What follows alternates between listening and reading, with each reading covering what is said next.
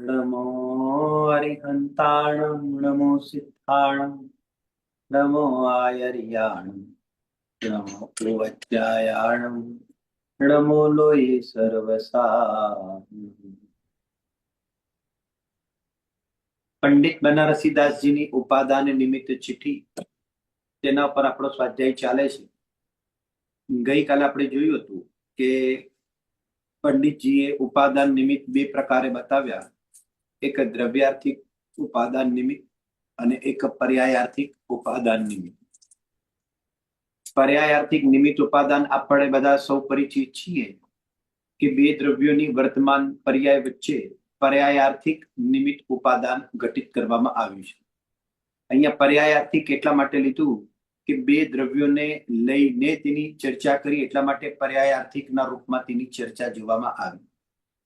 અને દ્રવ્યાર્થિક નિમિત્ત ઉપાદાનની અંદર એક જ દ્રવ્યના આશ્રય રહેલા જે અનંત ગુણો છે, તે બધા ગુણોની અંદર પરસ્પર નિમિત્ત ઉપાદાન ઘટિત કરવું, તેને દ્રવ્યાર્થિક નિમિત્ત ઉપાદાન કહેવામાં આવે છે.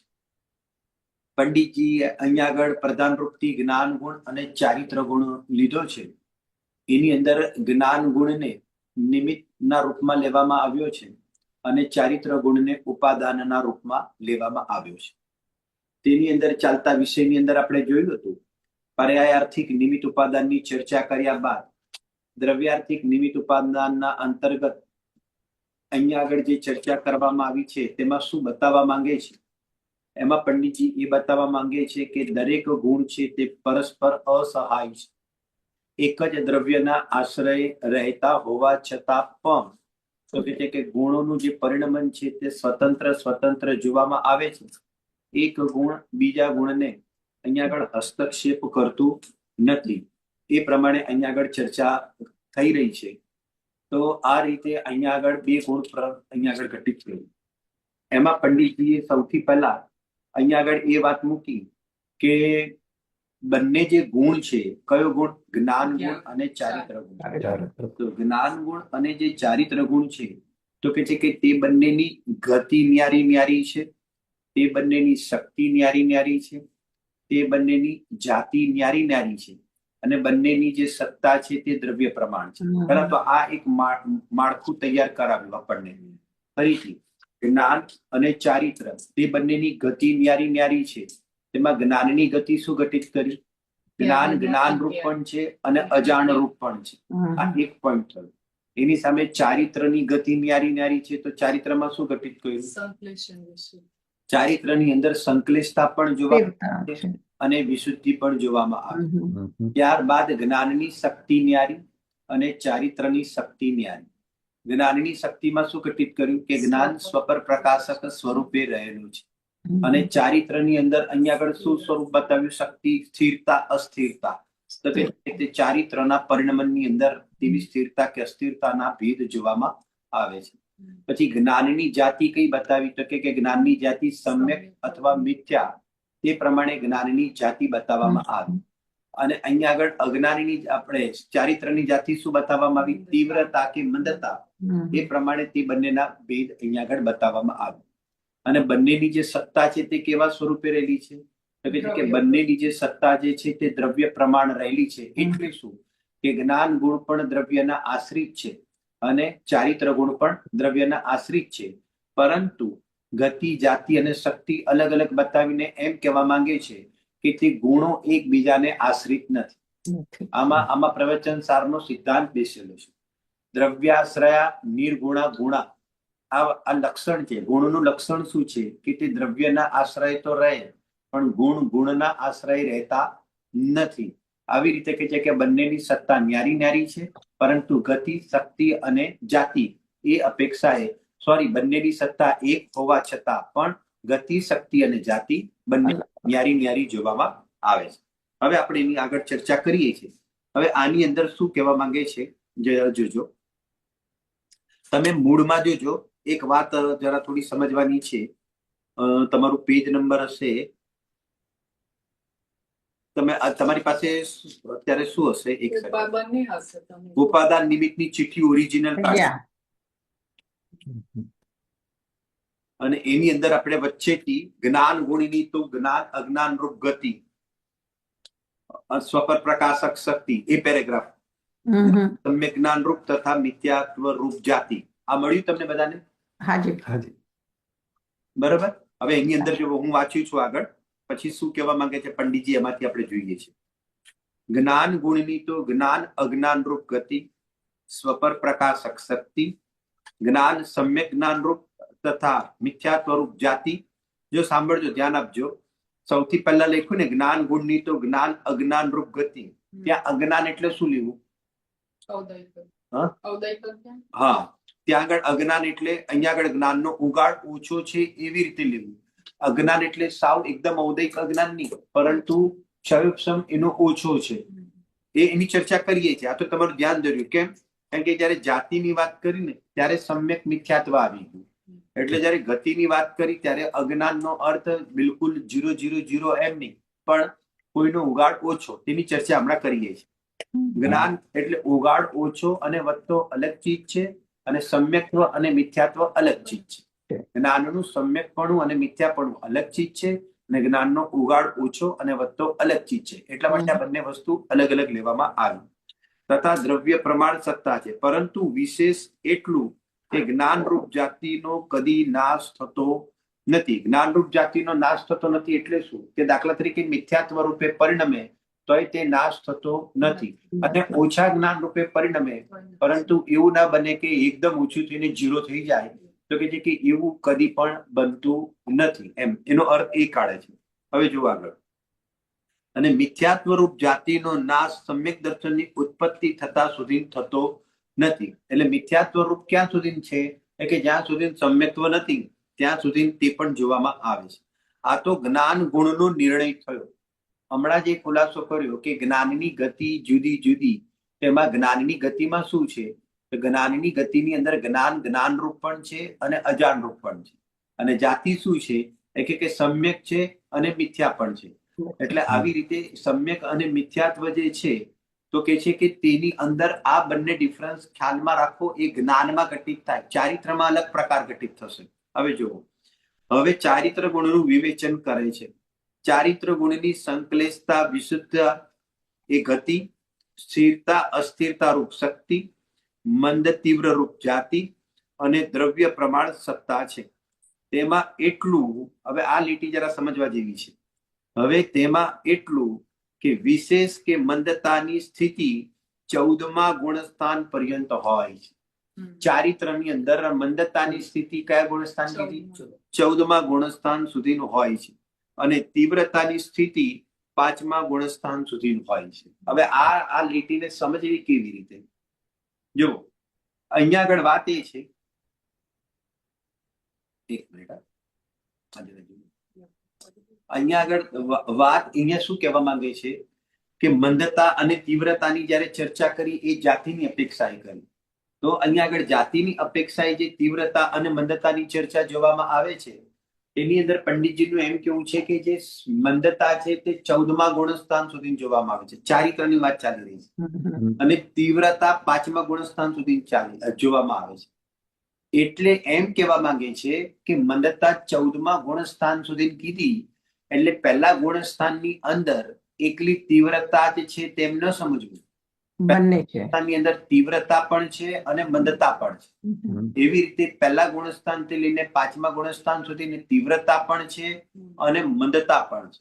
પરંતુ અહીંયા આગળ મંદતા ક્યાં સુધી છે? 14મા ગુણસ્થાન સુધી છે. એટલે પંડિતજીને તીવ્રતા ક્યાં સુધી ઘટિત કરવી છે? 5મા ગુણસ્થાન સુધીને જે ઘટિત કરવી છે. આ લીટીનો અર્થ આપણે એવી રીતે સમજી શકીએ. જરા સમજો, આ દોષની અપેક્ષાએ સમજવી. તીવ્રતા અને મંદતા તેને દોષની અપેક્ષાએ સમજવું એટલે શું? કે પંડિતજીએ 5મા ગુણસ્થાન સુધીને તીવ્રતા બતાવી, એના પછી જયારે સકલ સંયમ ગ્રહણ કરી લે છે, તો ત્યાંથી લઈને તેની ઉપરના ગુણસ્થાનોની અંદર એકલી મંદતા જ ગણ. અને અહીંયા આગળ 1 થી 5 ગુણસ્થાન સુધી જે મંદતા પણ બતાવી, તેની અંદર પંડિતજીને જ્યાં જ્યાં પણ કસાઈની મંદતા જોવામાં આવે છે તેને મંદતા રૂપમાં અહીંયા આગળ ઘટિત કરી. ફરીથી શું કહેવા માંગે છે? તીવ્રતા અને મંદતાના ભેદ પડી. હકીકતમાં કરણાની યોગની વિવક્ષાની અંદર તીવ્રતા અને મંદતા જે છે તે અપેક્ષિત કથનો છે. તમે પર્ટિક્યુલરલી એમ ના કહી શકો કે આ પરિણામ સુધી તીવ્રતા છે કે આ પરિણામ સુધી મંદતા છે. આ સમજ્યા શું કેમ? 100 માંથી 50 માર્ક લાવવા વાળો હોશિયાર છે કે ડફોડ છે? 0 વાળા માટે હોશિયાર છે. 100 માંથી 50 માર્ક લાવવા વાળો એ હોશિયાર છે કે આપણે તમે સમજ્યા કેવાનો મતલબ કે હોશિયાર નથી? તો કે તમે એમ ના કહી શકો. 49 માર્ક્સ વાળા જેટલા છોકરાઓ છો એની અપેક્ષા એ હોશિયાર છે. બરાબર 51 માર્ક થી ઉપરના જેટલા માર્ક આવ્યા છે જેને એની અપેક્ષા એના કરતા એના જેટલો હોશિયાર નથી. તીવ્રતા અને મંદતા કર્ણાની યોગની અંદર સર્વત્ર આવી રીતે સમજો. હવે અહીંયા આગળ ચારિત્રની અંદર મંદતા તો તે દોષ રૂપમાં ગણીને એમ કહેવા માંગે છે કે હજી પરિપૂર્ણતા થઈ નથી. પરિપૂર્ણતા ક્યાં નથી થઈ? હજી સિદ્ધત્વ દશા નથી થઈ. તો સિદ્ધત્વ દશા નથી થઈ ત્યાં સુધી એવો ભેદના રૂપમાં ચર્ચા કરવામાં આવી છે. એટલી અશુદ્ધિ ત્યાં આગળ પણ છે.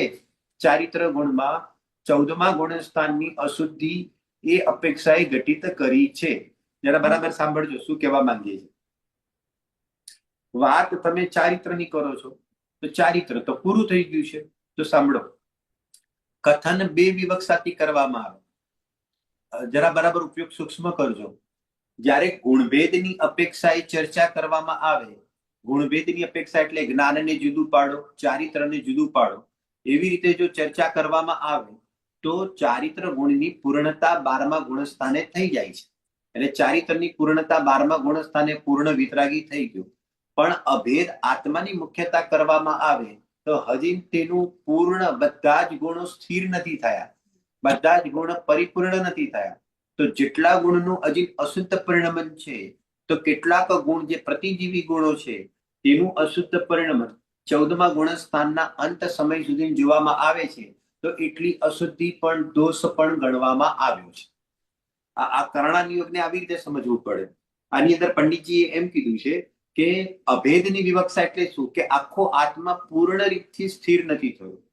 કારણ કે આત્માના તો મોક્ષ કોને કહેવાય? કે આત્માના બધા જ ગુણ, ચાહે અનુજીવી ગુણ હોય કે ચાહે પ્રતિજીવી ગુણ હોય, બધા જ ગુણોનું પરિપૂર્ણ શુદ્ધ નિર્મલ જે પરિણમન છે તેને અહીંયા આગળ કહે છે કે મોક્ષ દશા કહેવામાં આવે. આવી રીતે એની ચર્ચા જોવામાં આવે છે. હવે અહીંયા આગળ વાત એ ચાલે છે કે અહીંયા આગળ ચારિત્રમાં ગુણભેદ કરવામાં આવે. ગુરુદેવશ્રી આગળ પ્રવચનોમાં લીધેલું છે. ચારિત્રની અંદર જયારે ગુણભેદ કર્યો એટલે શું? જ્ઞાનની અપેક્ષાએ જો ચારિત્રને જોવામાં આવે તો તેની પૂર્ણતા 12માં, પરંતુ અભેદ આત્માની અપેક્ષાએ જોવામાં આવે તો તેની પૂર્ણતા કે 14માના અંત. બરાબર ને? હવે તમે મને એમ કહો કે અરિહંત પરમાત્મા મોક્ષ માર્ગી છે કે તેમને મોક્ષ થઈ ગયો છે? હવે તમને એનું ભાવભાષણ થશે. બરાબર ને? મોક્ષ માર્ગસ્ય નેતારમ વેતારમ કર્મ પ્રભુતામ જ્ઞાતારમ વિશ્વ તત્વાનામ વંદે તદ્ગુણ લબ્ધાય. આ તત્વા સૂત્રોનું જે મંગલાચરણ છે ને તેમાં મોક્ષ માર્ગના નેતા કીધા છે. મોક્ષ માર્ગી છે. હજી હરિયંત પરમાત્મા પણ કર્ણાની યોગની વિવક્ષાએ મોક્ષ માર્ગી છે. અને એ મોક્ષ માર્ગ તેની પૂર્ણતા ક્યાં થશે? 14મા ગુણસ્થાનના અંતમાં. કારણ કે સમ્યક દર્શન, સમ્યક જ્ઞાન અને સમ્યક ચારિત્ર આ ત્રણેયની પૂર્ણતા અહીંયા આગળ 14માના અંતે થાય છે. ત્યારે હકીકતની અંદર અહીંયા સિદ્ધત્વ દશાના પહેલા સમયની અંદર મોક્ષ દશાની પ્રાપ્તિ થઈ એમ કહેવામાં આવે છે. બરાબર કર્ણાની યોગમાં દ્રવ્ય મોક્ષ પ્રધાન છે. એટલે કે તમે બધું દેવું બેવું બધું જ ચૂકતે કરીને આવો. હવે ભલે તમારા 1 કરોડની લોનની અંદર 100 રૂપિયા બાકી છે ને તો એની કઈ કિંમત નથી, પરંતુ કે 100 રૂપિયા પણ બેલેન્સ શીટમાં બતાવશે. તમે તો 100 રૂપિયા બી ચૂકવી દો એટલે તમે દેવા મુક્ત થઈ ગયા. એ પોઝિશન અહીંયા આગળ બતાવે છે. એ અપેક્ષાએ 14મા ગુણસ્થાન સુધી મંદતા કીધી અને 5મા ગુણસ્થાન સુધી તીવ્રતા કીધી. 5મા ગુણસ્થાન સુધી તીવ્રતા કેમ કીધી? કે પંડિતજીને જ્યાં સુધી સકલ સંયમ નથી ત્યાં સુધી તે બધા પરિણામોને અપેક્ષાએ તીવ્ર જ કહેવામાં આવે છે. કારણ કે એ તીવ્રતા કેમ ગણી? કે સકલ સંયમ ક્યાં છે? 6ઠ્ઠા ગુણસ્થાનમાં છે. એની અપેક્ષાએ 5મા ગુણસ્થાન વાળાને શું જોવામાં આવે છે? કે તીવ્રતા જોવામાં આવે. આ સમજાય કહેવાનો મતલબ? કેવી રીતે સમજવું? જો દરેક પ્રકરણ વખતે તેની જે પદ્ધતિ છે ને બધી અલગ અલગ હશે. તમે આપણે ભાવની ચર્ચા કરીશું ત્યારે 6ઠ્ઠા ગુણસ્થાનની અંદર બરો સંજવલન કસાઈનો ઉદય હશે તો સંજવલન કસાઈનો ઉદય ત્યાં આગળ તીવ્ર છે કે મંદ છે? તીવ્ર છે. 7મા ગુણસ્થાને મંદ છે, પણ ત્યાં મંદ. ઉપયોગ છે. મંદતા. પણ આચાર્ય દેવને જ્યારે તીવ્રતા મંદતા બતાવી, આ શબ્દ પ્રયોગ સાંભળજો, આગળ આ જ પ્રકરણમાં કામમાં આવવાના છે. એટલે અત્યારે હું દાખલા બી મૂકતો જઉં છું કે 7મા ગુણસ્થાનમાં આચાર્ય દેવે જયારે ગોમટસારમાં 7મા ગુણસ્થાનનું સ્વરૂપ બતાવ્યું, ત્યાં આગળ એમ કીધું કે જ્યાં આગળ કસાઈની મંદતા જોવામાં આવે છે તે 7મું ગુણસ્થાન. હવે કસાઈની મંદતા જોવામાં આવે છે કે શુદ્ધ ઉપયોગ જોવામાં આવે છે? એ શુદ્ધ ઉપયોગની ભાષા દ્રવ્યાનુયોગની છે. કરણાનુયુક્ત કહેશે કે કસાઈ જેટલી બાકી છે ને એ બગાડ જેટલો બાકી છે તે તરફથી વાત કરશે. અધ્યાત્મ જે છે તેની અંદર કેટલી શુદ્ધિ પ્રગટ થઈ તે તરફથી વાત કરશે. કરણાનુયોગની એ શૈલી નથી. કરણાનુયોગ કહેશે કે કેટલો બગાડ ઓછો થયો તે રીતે તમે સમજો. દ્રવ્યાનુયોગની શૈલી અલગ છે. એ કહે છે કે કંઈક પણ સુધર્યો તો કે છે કે તે તરફથી વાત કરશે, એને ચડાવી દેશે, એને ભગવાન બી કહી દેશે, ચોથા વાળાને બી ભગવાન કહી દેશે. એ દ્રવ્યાનુયોગની શૈલી છે. અને કરણાનુયોગની કઈ શૈલી છે કે 14મો વાળો પણ સંસારી છે. આપણે અત્યારે એ ચાલી રહ્યું છે, બરાબર કે નહીં? તો એ કરણાનુયોગની શૈલી છે. દરેક શૈલીઓના પોતપોતાના પ્રકાર હોય છે. એટલે અહીંયા આગળ 5મા ગુણસ્થાન સુધી તીવ્રતા કેમ કીધી? તીવ્રતા એટલા માટે કીધી કે સંજ્વલન કસાઈની અપેક્ષાએ પ્રત્યાખ્યાનાવરણ સુધીની જે પણ કસાઈ ઉદયરૂપ વર્તે છે તો તે બધાને અહીંયા આગળ તીવ્રતાના ભેદમાં લેવામાં આવી છે. પણ સાથે એક બીજી વાત બતાવી દીધી ગુરુદેવશ્રીએ કે પહેલા ગુણસ્થાનથી પણ તેની કંઈક મંદતા જોવામાં આવે છે. એટલે શું કે તે બધી જે કસાયોની અંદર તેના અનુભાગની મંદતા પણ જોવામાં આવે છે. એવી રીતે અપેક્ષાઓથી આવી રીતે એનો અર્થ કાઢવો. આગળ હવે જુઓ, હવે એની અંદર આ પ્રમાણે જે ચર્ચા કરી, ગુણસ્થાનને લઈને તે ચર્ચા કરી. એક સેકન્ડ, દ્રવ્ય પ્રમાણ, તેની તીવ્રતા સ્થિતિ 5મા સુધી. આ તો જ્ઞાન ચારિત્ર બંનેના ગુણભેદ ન્યારા ન્યારા કયા. હવે તેની વ્યવસ્થા, તેની અવસ્થા જ્ઞાન ચારિત્રને આધીન નથી અને ચારિત્ર જ્ઞાનને આધીન નથી. બંને અસહાય છે એવી તો મર્યાદા છે. બરાબર. હવે જુઓ, હવે આની અંદર છે ને એક પ્રકરણ હવે મેન જે મૂકવા માંગે છે, જે આખું પ્રકરણ સમજાવવા માંગે છે, ઉપાદાન નિમિત્તની ચીઠી જ જેના માટે લખેલી છે, તેની અંદર 4 પ્રકારથી ભંગ ઉતાર્યા. એને કહેવાય ચૌભંગી. બરાબર. હવે તમારે સૌથી પહેલા તો એ પાકા કરવાના છે. જરા સાંભળજો. કાલે અલગ ચીજ હતી, ગતિ ન્યારી ન્યારી, શક્તિ ન્યારી ન્યારી, જાતિ ન્યારી ન્યારી, આ 3 ચીજ, અને સત્તા દ્રવ્ય પ્રમાણ. હવે અહીંયા આગળ તમારે શું નક્કી કરવાનું છે? અહીંયા આગળ નિમિત્ત અને ઉપાદાનની અંદર બંનેની અંદર શુદ્ધતા અને અશુદ્ધતા બંનેની અંદર ભેદ પાડ્યા. દાખલા તરીકે અશુદ્ધ નિમિત્ત, અશુદ્ધ ઉપાદાન, અશુદ્ધ નિમિત્ત, શુદ્ધ ઉપાદાન, શુદ્ધ નિમિત્ત, અશુદ્ધ ઉપાદાન, અને અશુદ્ધ નિમિત્ત, અરે શુદ્ધ નિમિત્ત અને અહીંયા શુદ્ધ ઉપાદાન. ફરીથી બોલું છું, અશુદ્ધ નિમિત્ત, અહીંયા આગળ અશુદ્ધ ઉપાદાન, એના પછી અશુદ્ધ નિમિત્ત, અહીંયા આગળ શુદ્ધ ઉપાદાન, અહીંયા આગળ પછી શુદ્ધ નિમિત્ત, અશુદ્ધ ઉપાદાન અને શુદ્ધ નિમિત્ત, શુદ્ધ ઉપાદાન. આ 4 પોઈન્ટ પહેલા મગજની અંદર તમે ફિટ કરી નાખો. બરાબર. હવે આપણે એક એક બોલમાં શું કહેવા માંગે છે તેની ચર્ચા આપણે કરી રહ્યા છીએ. અશુદ્ધ નિમિત્ત એટલે શું અને અશુદ્ધ ઉપાદાન એટલે શું? તો અશુદ્ધ નિમિત્તની અંદર અહીંયા આગળ લેવામાં આવ્યું છે અજાણ રૂપ જ્ઞાન. એટલા માટે એમને સૌથી પહેલા ઓલા 4 ભેદ બતાવ્યા. અને અશુદ્ધ ઉપાદાનમાં શું લેવું? ઉપાદાન અહીંયા ચારિત્રમાં ઘટિત કર્યું છે અને નિમિત્ત જ્ઞાનમાં ઘટિત કર્યું છે. બરાબર. એટલે અશુદ્ધ નિમિત્ત કહીએ એટલે અહીંયા આગળ અજાણ રૂપ જ્ઞાન, અજાણ રૂપ જ્ઞાન, અને અશુદ્ધ ઉપાદાન એટલે ચારિત્રની અંદર શું લેશો? સંકલેશ રૂપ ચારિત્ર. બરાબર. એના પછી બીજો પોઈન્ટ છે અશુદ્ધ નિમિત્ત એટલે અજાણ રૂપ જ્ઞાન, અને બીજાની અંદર શું લેશો?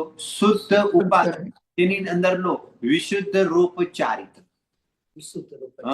પહેલામાં લીધું અશુદ્ધ રૂપ અને પછી બીજામાં લીધું વિશુદ્ધ રૂપ ચારિત્ર. બરાબર. અહીંયા આગળ વિશુદ્ધ રૂપ ચારિત્રનો અર્થ કરીએ છીએ. પહેલા તો આ પાછું ફરીથી આ સમજો. બરાબર ને? પછી જુઓ શુદ્ધ નિમિત્ત અને અશુદ્ધ ઉપાદાન. તો શુદ્ધ નિમિત્ત ની અંદર તમે શું લેશો? અહીંયા આગળ જ્ઞાનને લેવું છે તો જ્ઞાન, જાણ રૂપ જ્ઞાન, અને એની સામે લખો અહીંયા આગળ અશુદ્ધ ઉપાદાન. તો અશુદ્ધ ઉપાદાનમાં શું લેશો? સંકલેશ રૂપ ચારિત્ર. અને પછી શુદ્ધ નિમિત્તમાં શું લેશો? શુદ્ધ નિમિત્ત જાણ રૂપ જ્ઞાન, અને ઉપાદાનમાં આપણે શું લેવાનું? વિશુદ્ધ રૂપ ચારિત્ર. બરાબર. કોઈ એક વ્યક્તિ બોલી જશે, કોઈ એક વ્યક્તિ આ બધું બોલ્યા એ અશુદ્ધ રૂપ ત્યાંથી બોલે કે અહીંયાથી બોલે? ત્યાંથી બોલો. ઝૂમ ઝૂમ ઉપરથી બોલે અચ્છા. હું બોલું કે તમે ના, બોલો? એટલે એમ પૂછે છે અમે બોલીએ કે ઝૂમ વાળા બોલે એમ પૂછે છે. હા, ઝૂમ વાળા બોલો ભાઈ. ઝૂમ વાળો. અશુદ્ધ રૂપ હા. નિમિત્ત એટલે અજાણ રૂપ જ્ઞાન, અશુદ્ધ રૂપ ઉપાદાન એટલે સંકલેશ રૂપ ચારિત્ર, શુદ્ધ ઉપાદાન એટલે વિશુદ્ધ રૂપ ચારિત્ર, અને શુદ્ધ નિમિત્ત એટલે જ્ઞાન રૂપ જ્ઞાન. એક મિનિટ, તમે છે ને પહેલો ભેદ છે ને બધો અશુદ્ધ નો જ નિમિત્ત નો જ બોલો, અને Okay, બીજો અશુદ્ધ ભેદ રૂપ બધો નિમિત્ત. ઉપાદાન નો જ બોલો. એટલે શું છે, તમને અને આપણને બધાને પકડમાં આવે. અશુદ્ધ નિમિત્ત અને અશુદ્ધ ઉપાદાન, એક બોલો, આપણે ઉતાવળ નથી. અશુદ્ધ અશુદ્ધ નિમિત્તમાં શું રૂપ નિમિત્ત એટલે અજાણ રૂપ જ્ઞાન, બરોબર છે, અને અશુદ્ધ ઉપાદાનમાં અશુદ્ધ રૂપમાં સંકલેશ રૂપ ચારિત્ર. બહુ સરસ. પછી અશુદ્ધ નિમિત્તમાં પાછું ફરીથી શું લેવું? અશુદ્ધ નિમિત્તમાં ફરીથી અજાણ રૂપ જ્ઞાન, અને શુદ્ધ ઉપાદાનમાં શું લેવું? વિશુદ્ધ રૂપ ચારિત્ર. બહુ સરસ. પછી હવે અશુદ્ધના બે પ્રકાર નિમિત્તના થઈ ગયા ને.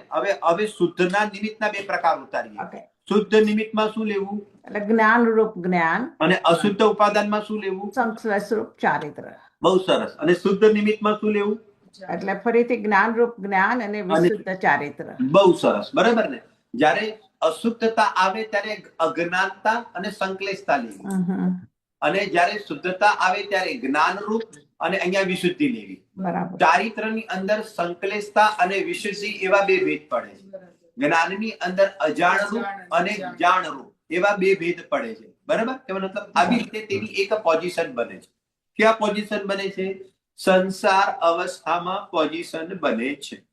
એની પ્રધાન વૃત્તિ અહીંયા આગળ જે પંડિતજી બતાવવા માંગે છે, હવે જરા સાંભળજો, બહુ સરસ વાત હવે બતાવવા માંગે છે. આ જે ચારે ભેદ બતાવવા માંગે છે ને, આ ચારે ભેદો તમે અહીંયા આગળ પ્રધાન વૃત્તિ મિથ્યા દ્રષ્ટિ પર ઘટિત કરીને બતાવવા માંગે છે. અચ્છા. હવે આપણે એને ઘટિત કરીશું એટલે ખબર પડશે. બરાબર? આ કેમ પેલા આખું માળખું તૈયાર કરાવ્યું કે હવે આને કેવી રીતે ઘટિત કરવું, પછી એની અંદર આખો પ્રયોજનભૂત વિષય કેવી રીતે બેસે છે આપણને ખ્યાલ આવશે.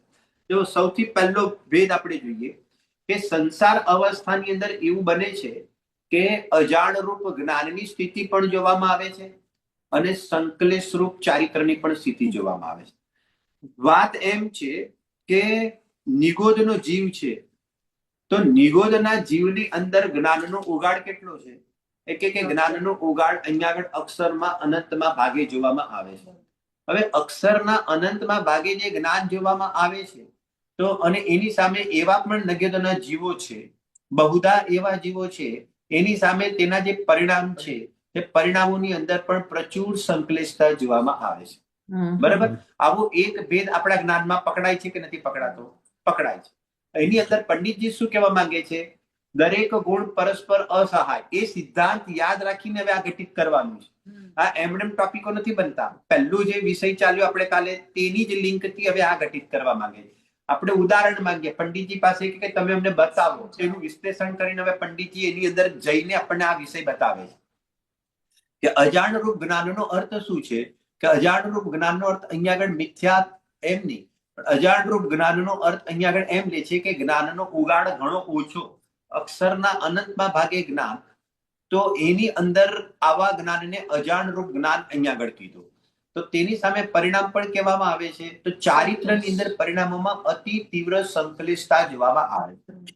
અને અતિ તીવ્ર સંકલેશતાના કારણે બીજી તમને વાત કરું, અતિ તીવ્ર સંકલેશતાના કારણે જો ફરી ફરીને તે નિગોદની અંદર જન્મ લે છે. ભાવ કર્મની પ્રચુરતા, બરાબર કે નહીં, તેના કારણે અહીંયા આગળ તે ફરી ફરીને શ્વાસના 18મા ભાગમાં જન્મ મરણ કરે છે. જરા સાંભળજો, શ્વાસના 18મા ભાગમાં જન્મ મરણ કરે છે ને, એટલે એ શ્વાસના 18ના ભાગના પણ તમારે ત્રિભાગ કરવા. કારણ કે ફરીથી પાછો જન્મ લેશે, તો ફરીથી જન્મ લેતો તો એ શ્વાસનો 18મો ભાગમાં એક ભાગ કાઢો, એ એક ભાગના પણ ત્રિભાગ કાઢો, એ ત્રિભાગની અંદર પણ નવી આયુ બાંધશે, એ નવી આયુમાં પણ આવી જ બાંધશે, તિર્યંચ આયુનું બાંધશે, અને તિર્યંચ આયુમાં પણ અત્યંત સંકલેશતા છે. તમે કેવી રીતે નક્કી કરી? એની સ્થિતિના કારણે નક્કી કરી. કારણ કે તિર્યંચ આયુનો જે બંધ કરે અને ઓછામાં ઓછી નિગોદની જે આયુ છે, સમજો કે માની લો કે અપર્યાપ્ત નિગોદ છે, તો તેની જે શ્વાસના 18મા ભાગની જે આયુ છે, તો એને આટલી આયુનો બંધ કરવા માટે એ લેવલની સંકલેશતા જોઈએ તો જ એ બંધ કરશે એટલો. અને એ કેટલી વાર કરે છે? દરેક વખતે શ્વાસના 18મા ભાગના 18 ભાગ કરી નાખો. એક શ્વાસના જ 18 ભાગ કરી નાખો અને એક ભાગના 3 ભાગ કરો. ત્રણ ભાગ. દરેક વખતે 3 ભાગની અંદર એવા સંકલેશ પરિણામ મૂકો ત્યારે જ તેની નિગોદનો બંધ થશે. હમ. આને કહેવાય સંકલેશતા. પકડાય છે શું કહેવા માંગે છે? આજે તો આવી જે સંકલેશતા છે તેને અહીંયા આગળ સંકલેશતા સંકલેશતા સંકલેશતા સંકલેશતા. એ સંકલેશતાનું કારણ શું છે? અહીંયા આગળ જ્ઞાન કેવું છે? અજાણવું. બરાબર. જ્ઞાન અજાણ રૂપ છે એટલે અક્ષરના અનંતમાં ભાગે જ્ઞાન છે. અહીંયા પંડિતજી એમ કહેવા માંગે છે કે તે સંકલેશતાનું કારણ અજાણ રૂપ જ્ઞાન નથી. હમ. આ પ્રકરણ એ ચાલે છે કે નિગોદના જીવને અક્ષરના અનંતમાં ભાગે જ્ઞાન છે તેને લઈને એને અહીંયા આગળ કસાયોમાં આટલી તીવ્રતા જોવામાં આવે છે એમ નથી. આ ટોપિક એ ચર્ચા કરે છે. કેમ? હવે સાંભળજો બરાબર. અહીંયા પહેલો ભેદ કયો લીધો કે જ્ઞાન અજાણ રૂપ એટલે જ્ઞાનનો ઉગાડ આટલો એકદમ અક્ષરના અનંતમાં ભાગે. અને ચારિત્રની અંદર શું છે? અત્યંત સંકલેશતા છે. અને એટલી સંકલેશતા છે કે ઘડીએ ઘડીએ નિગોદની આયુનો જ બંધ કર્યા રાખે છે. અને નિગોદની આયુનો બંધ કર્યા રાખે ને એટલે ત્યાંને ત્યાં એ ઉત્પન્ન થયા કરે છે. તો આ પ્રમાણેનો બેઝ છે. તો પંડિતજી કે છે ભલે અજાણ રૂપ જ્ઞાન હોય અને ભલે સંકલેશ રૂપ ચારિત્ર હોય પણ બંને કેવા છે? એ કે ન્યારા છે. કોઈ ફરક નથી પડતો. બંને ચીજને કોઈ ફરક નથી પડતો એમ. કારણ કે એનું પરિણામ આનામાં છે, એનું પરિણામ આનામાં છે. એ કે તમે એવી રીતે કેવી રીતે કીધું? જ્ઞાન હોય તો કસાઈ ઘટવી જોઈએ ને. જ્ઞાન હોય તો કસાઈ ઘટે. જેમ જેમ જ્ઞાન થાય તેમ તેમ કસાઈ ઘટે. એ કે તે માની લીધું છે. એવું વસ્તુનું સ્વરૂપ નથી. કેમ? કારણ કે હવે બીજો પેજ જોવો.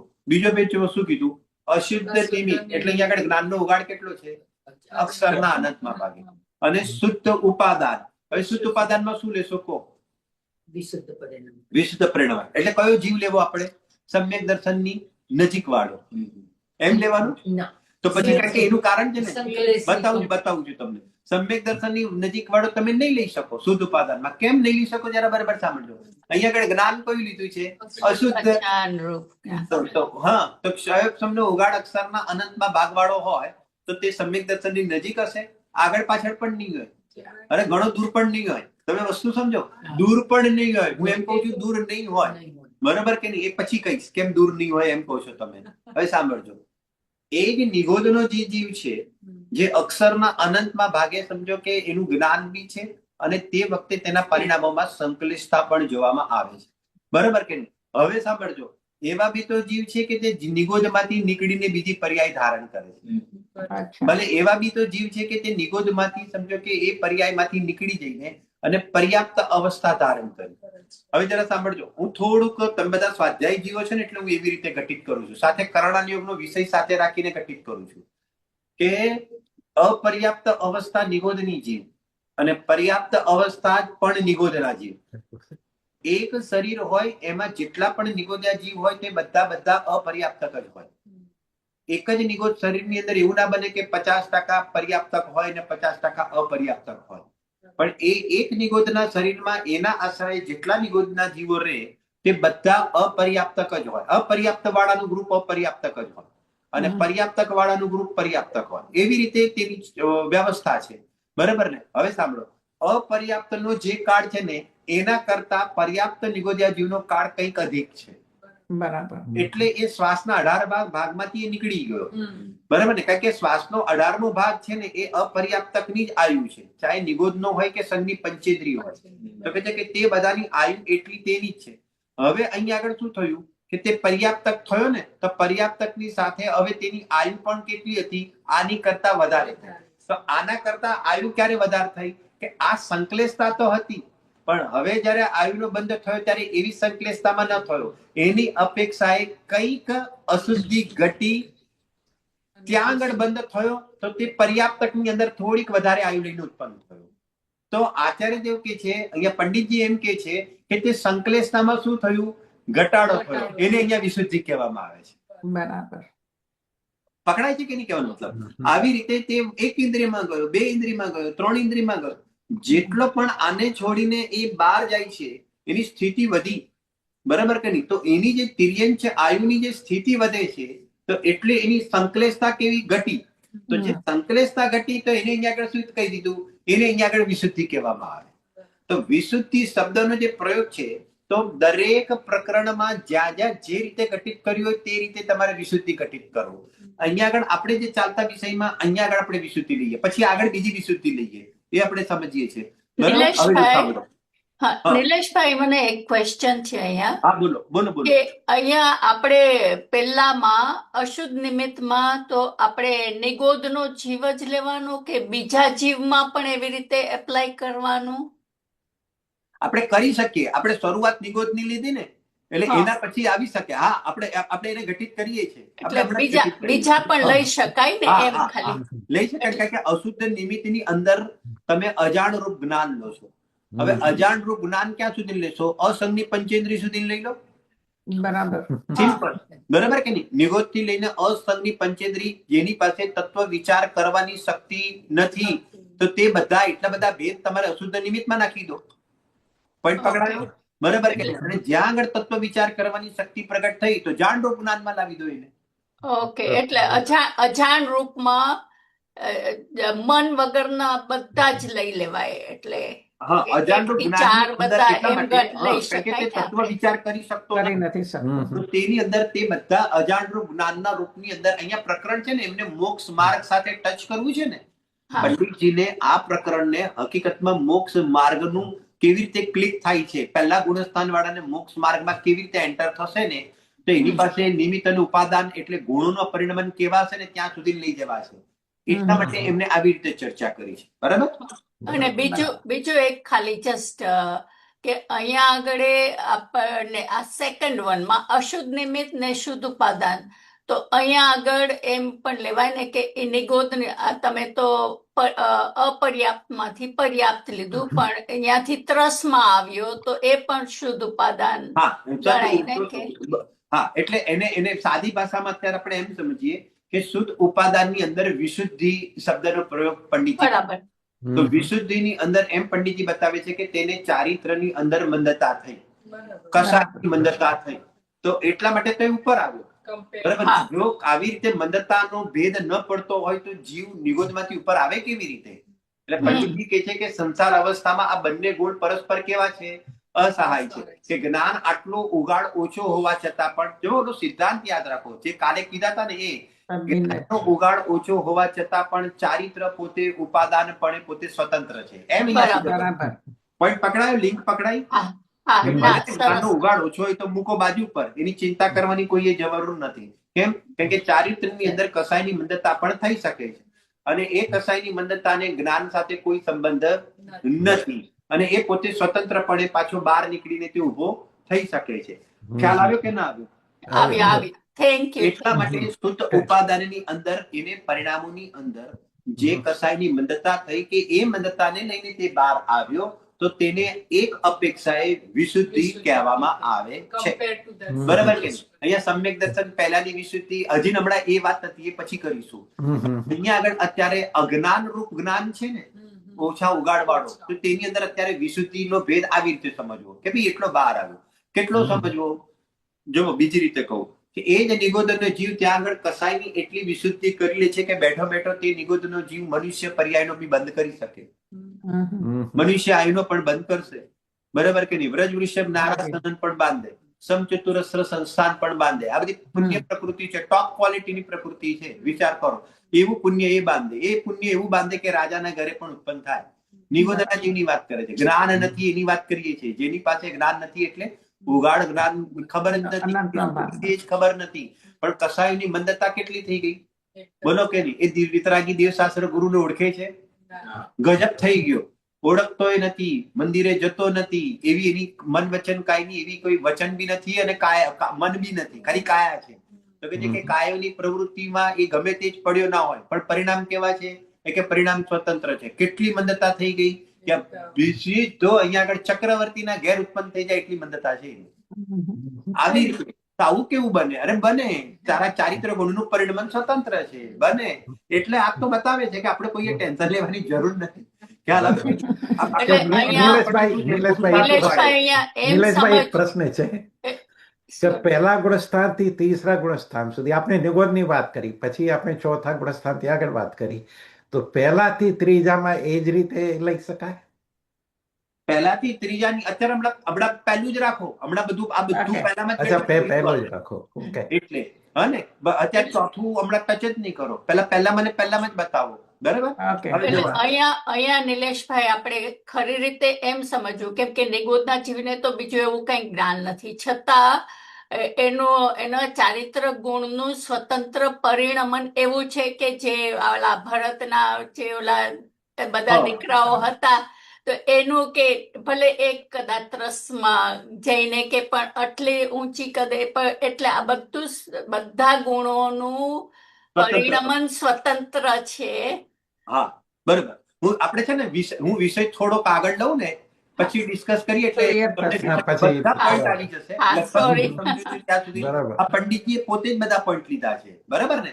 જો બરાબર. સાંભળો, બરાબર. એમ કેમ કેવું પડ્યું, એમ એટલા માટે કેવું પડે કે જ્યારે તમે તત્વાર સૂત્રનું સૂત્ર બનાવો કે સમ્યક દર્શન જ્ઞાન ચારિત્રાણી મોક્ષ માર્ગ, તેની અંદર આપણે બધા જ એમાં સમજીએ છીએ અને એવી રીતે સમજાવવામાં આવે ને બરાબર પદ્ધતિ છે કે જ્ઞાન અને ચારિત્ર કોના કારણે સમ્યક થયા?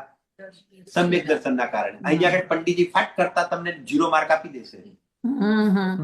બરાબર. ખ્યાલ આવે કે નહીં? ફાટ કરતા રિજેક્ટ તમારું પેપર. અહીંયા પંડિતજી કે શ્રદ્ધા પણ એના કારણે, જ્ઞાન પણ એના કારણે અને ચારિત્ર પણ એના કારણે. પંડિતજી કે છે એના કારણે થયા તો એક કામ કરો, શ્રદ્ધા પૂરી થઈ ગઈ તો ચારિત્રને બી પૂરું કરો. તો ત્યાં આગળ કોઈ બોલતું નથી, બરાબર કે નહીં? પરંતુ આવા કથનો જીનાગમની અંદર આરોપિત આપીને પણ કથન કરવાની જીનાગમમાં પદ્ધતિ છે, કારણ કે એવું નિમિત્ત નૈમિતિક જોવામાં આવે છે કે જ્યારે શ્રદ્ધા સમ્યક થાય ત્યારે જ્ઞાન અને ચારિત્ર ત્યારે જ સમ્યકપણાને પ્રાપ્ત થાય છે. એટલા માટે એવું નિમિત્ત નૈમિતિક દેખીને કથન કરવામાં આવે. ઉપાદાનની તરફથી જોઈએ તો 3 પોતપોતાની રીતે સ્વતંત્ર જોવામાં આવે છે. ખ્યાલ આવ્યો કે ના આવ્યો? એમાં ચાલતા વિષયમાં જ્ઞાન અને ચારિત્ર લીધું. તત્વાર સૂત્રની અંદર સ્વયં એ વાત બતાવી છે કે જે ચારિત્ર હોય ને તેની અંદર અધિગમજનો ભેદ પડે.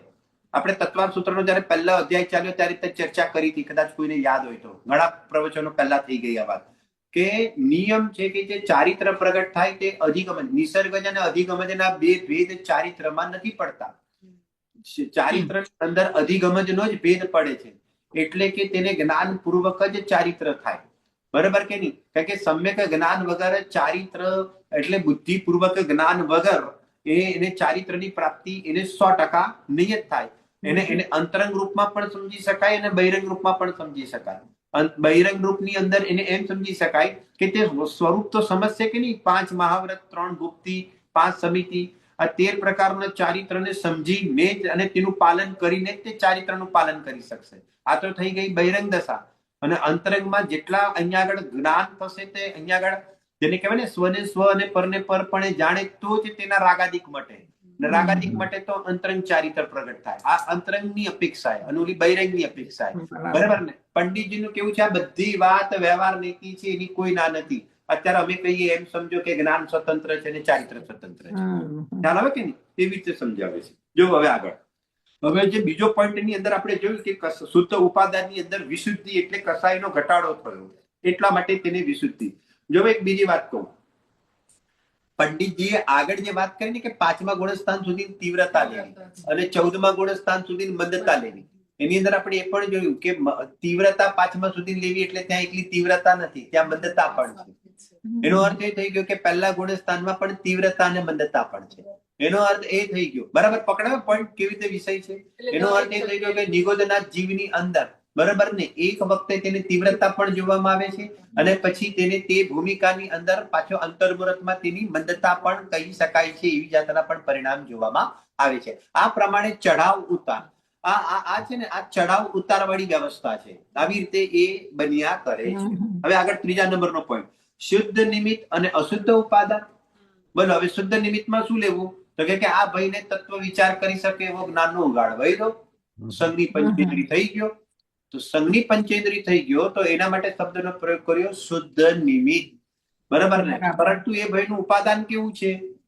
એ ભાઈનું ઉપાદાન અશુદ્ધ ઉપાદાનમાં શું લેવું? સંકલેશ રૂપ પરિણામ છે. હવે સંકલેશ રૂપ પરિણામમાં શું લેવું? બહુ મોટી ફાઇલ છે. સંકલેશ રૂપ પરિણામની બહુ મોટી ફાઇલ છે, બરાબર? હવે સાંભળજો બરાબર. શુદ્ધ રૂપ નિમિત્ત એટલે શું? કે જ્ઞાનનો ઉગાડ સારો છે, તત્વ વિચાર કરી શકે એવી ટાઈપનો એની પાસે ઉગાડતો છે, બરાબર ને? મને એમ કહો 800 કરોડની વસ્તીમાં શુદ્ધ નિમિત્ત વાળા કેટલા? ના શુદ્ધ વર્લ્ડની પોપ્યુલેશન અત્યારે સમજવા માટે આપણે સંખ્યા આપી જશે. આમાં તો નિપટી આપણે 800 કરોડની અંદર શુદ્ધ નિમિત્ત વાળા કેટલા? આ મારો પ્રશ્ન છે તમને બધાને. બધા સંખ્યાત જ હશે. હા? સંખ્યાત જ હશે. એટલે વિરલા છે ક્યાં છે? એવી રીતે. 800 કરોડની અંદર ભાગ આપો. 800 કરોડમાં શુદ્ધ નિમિત્ત વાળા કેટલા? શુદ્ધ નિમિત્ત તો સંઘની સંઘની પંચેન્દ્રિય તો બધા સંઘની પંચેન્દ્રિય જ છે ને. 800 કરોડ તમારા બધા શુદ્ધ નિમિત્ત વાળા છે. 800 કરોડ આ એની જેની વાત કરીએ છીએ, આ સંખ્યા બોલું છું તે 800 કરોડ શુદ્ધ નિમિત્ત વાળા છે. હવે તમે મને એમ કહો, હવે સાંભળજો, બહુ સરસ પ્રશ્ન છે. હવે મને એમ કહો કે શુદ્ધ ઉપાદાન વાળા કેટલા અને અશુદ્ધ ઉપાદાન વાળા કેટલા? અશુદ્ધ ઉપાદાન વાળા તો બધા જ આવશે, એટલે 800 કરોડ જ થશે. એટલે સંખ્યાત સિવાય મેજોરિટી થોડા શુદ્ધ ઉપાદાન. શુદ્ધ ઉપાદાન વાળા ઓછા હશે. હવે પકડી રાખજો, આ બધું પકડી રાખજો. હવે સાંભળજો, એની અંદર શુદ્ધ નિમિત્તની અંદર જ્ઞાનનો ઉગાડ સંઘની પંચેન્દ્રિય જેટલો છે. અને અશુદ્ધ ઉપાદાનમાં શું લેવું? અશુદ્ધ ઉપાદાનમાં સંશ્લેષ પરિણામ. અને સંશ્લેષ પરિણામ એટલે શું સમજવું? વિશુદ્ધ પરિણામ. જે તત્વ વિચારમાં ઉદ્યમિત થયો નથી તે બધા સંશ્લેષ પરિણામ. બરાબર. હવે બહુ બીજી ખતરનાક વાત કરું છું. અહીંયા આગળ પંડિતજી સમુચ્ચય રૂપે વાત નથી કરવા માંગતા. અહીંયા પંડિતજી પર્યાય વાત કરવા માંગે છે. તમે અંતર્મુહૂર્ત માટે તત્વ વિચાર કરશો અને નિયમ છે, પંડિતજી કહે છે કે ગેરંટીથી અંતર્મુહૂર્ત પછી તત્વ વિચાર નહીં જ ચાલે. ગમે તે ચીજ લાવી મૂકી દો. અત્યારે આપણે પહેલા ગુણસ્થાનની અપેક્ષા જ વાત કરીએ છીએ, બરાબર કે નહીં? અરે ઉપયોગ અપેક્ષા તો ચોથા વાળાને પણ એવું નહીં બને. પણ અત્યારે આપણે પહેલા અત્યારે આપણે તો નિપટીએ તો પહેલા ગુણસ્થાન વાળાને સંશ્લેષ પરિણામ ક્યારે? કે જ્યારે ઉપયોગ બહારમાં ભમે છે ત્યારે સંશ્લેષ પરિણામ પકડાય છે, વિષય પકડાય છે. અહીંયા આગળ સમુચ્ચય રૂપે વાત નથી કરી, અત્યારે સામે વાત કરી છે. અંતર આપણે એક સમય એટલા માટે નથી બોલતો કારણ કે એક સમયના પરિણામ તો આપણે પકડમાં બી નથી આવતા. અંતર્મુહૂર્તના પરિણામની અંદર જે 5 ઇન્દ્રિયના વિષય ભોગોની અંદર અત્યંત આસક્ત થઈને મગ્ન થઈને જે પડેલો છે તો તે સંશ્લેષ પરિણામ વાળો છે. હવે એનું જે જ્ઞાન છે તે વખતે કેવું લાગેલું છે? તેનું જ્ઞાન અહીંયા આગળ જેને કહેવાય કે તત્વ વિચાર કરી શકે એવો જ્ઞાનનો ઉગાડ તેની પાસે છે. એમ હોવા છતાં પણ તે જ્ઞાનનો ઉગાડ તેમાં ન લગાવીને અને અન્ય કાર્યોમાં લગાડે છે તો કે તે વખતે તેના પરિણામ કેવા છે? તેના પરિણામ સંશ્લેષ પરિણામ કહેવામાં આવે છે. ખ્યાલ આવે છે કે સ્કૂલમાં છોકરો ભણે ને અને મેથ શીખે તે વખતે તેના વિશિષ્ટ પરિણામ કે સંશ્લેષ પરિણામ છે કે નહીં?